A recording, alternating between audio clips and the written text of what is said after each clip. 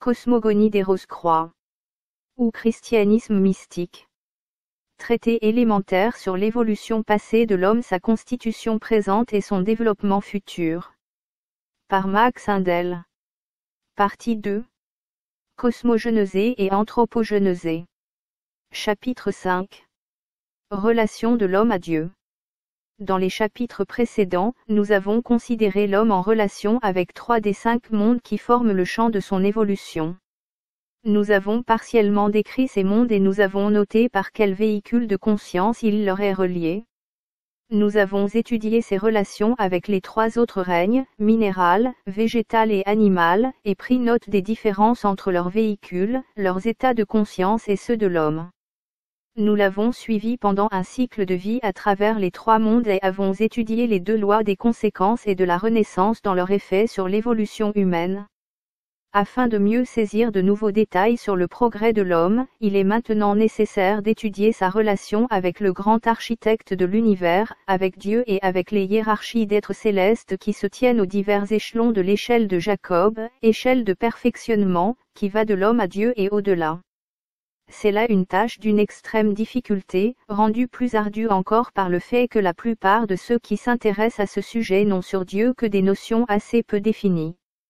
Il est vrai qu'un mot, en lui-même et par lui-même, n'a que peu d'importance, mais il importe beaucoup que nous sachions quelle signification y est attachée, autrement, il y aura des méprises, et si les auteurs et les instructeurs ne s'accordent pas sur une nomenclature commune, la confusion actuelle se perpétuera et s'accroîtra. Quand le mot Dieu est employé, on ne sait jamais s'il désigne l'absolu, l'existence unique, l'être suprême qui est le grand architecte de l'univers, ou bien Dieu, l'architecte de notre système solaire. La division de la divinité en Père, Fils et Saint-Esprit est également une cause de confusion. Bien que les êtres désignés par ces noms soient infiniment supérieurs à l'homme et dignes de toute la vénération et de toute l'adoration dont il est capable envers sa plus haute conception de la divinité, ils sont, en réalité, différents les uns des autres. Le tableau 6 et les aspects 1, 3, 7 et 10 de Dieu et de l'homme feront peut-être mieux saisir le sujet.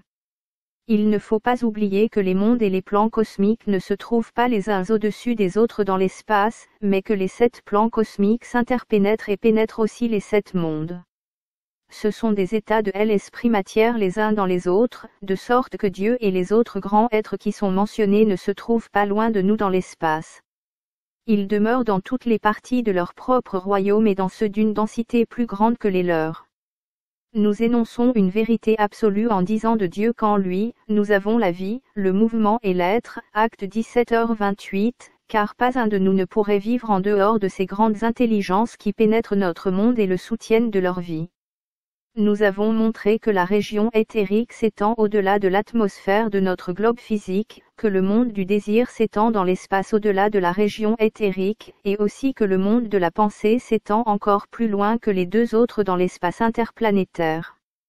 Naturellement, les mondes de substance plus raréfiées occupent plus d'espace que le monde plus dense qui s'est cristallisé, s'est condensé et a ainsi limité son étendue.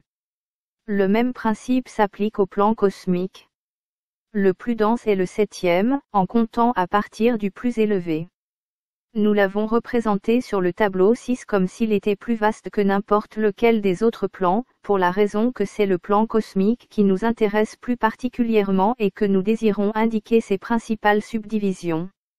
Cependant le fait est qu'il occupe moins d'espace que n'importe lequel des autres plans cosmiques, quoiqu'il faille bien se rappeler que, même en tenant compte de la réserve faite au sujet de son étendue, il n'en est pas moins immensément vaste, bien au-delà du pouvoir de conception de l'esprit humain le plus puissant et qu'il comprend dans ses limites des millions de systèmes solaires analogues aux nôtres, qui sont le champ d'évolution de nombreuses légions d'êtres d'un rang à peu près égal au nôtre.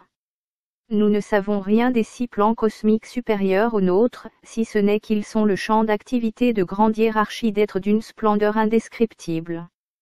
Partant de notre monde physique et passant par les mondes plus subtils de notre plan cosmique, nous trouvons que Dieu, l'architecte de notre système solaire, la source et le but de notre existence se trouve dans la plus haute division du 7e plan cosmique.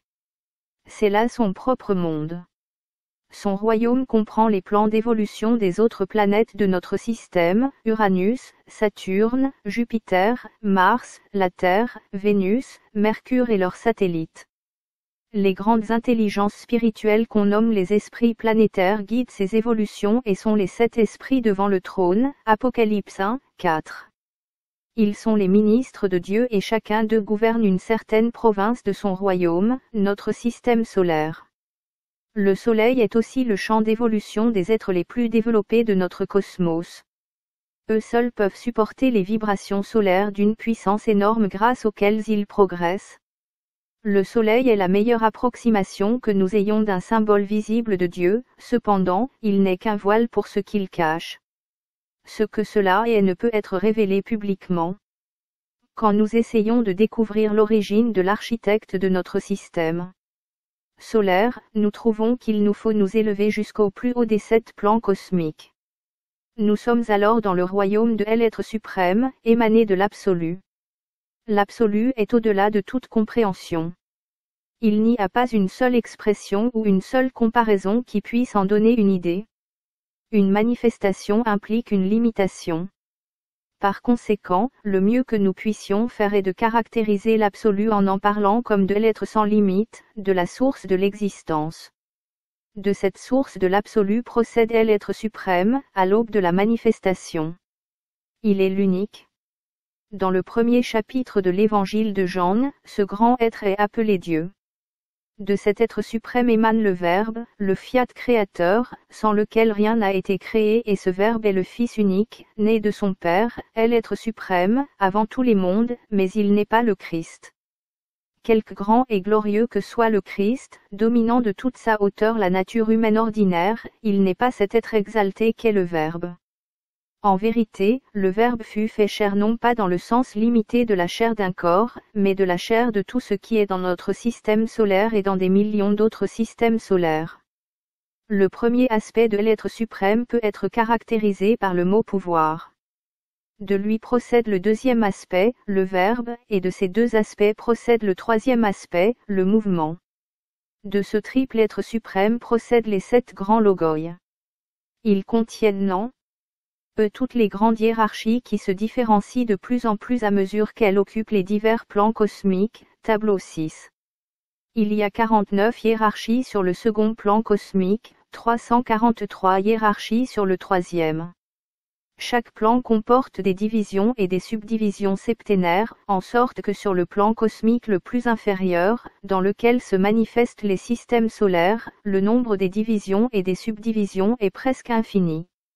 Dans le monde le plus élevé du 7e plan cosmique, se trouve le Dieu de notre système solaire et les dieux de tous les autres systèmes solaires de l'univers.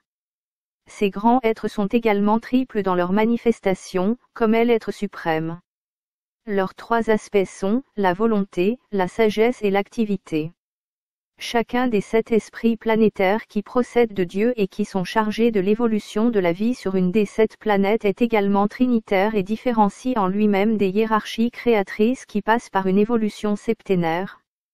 L'évolution, guidée par un certain esprit planétaire, diffère de la méthode de développement de chacun des autres esprits.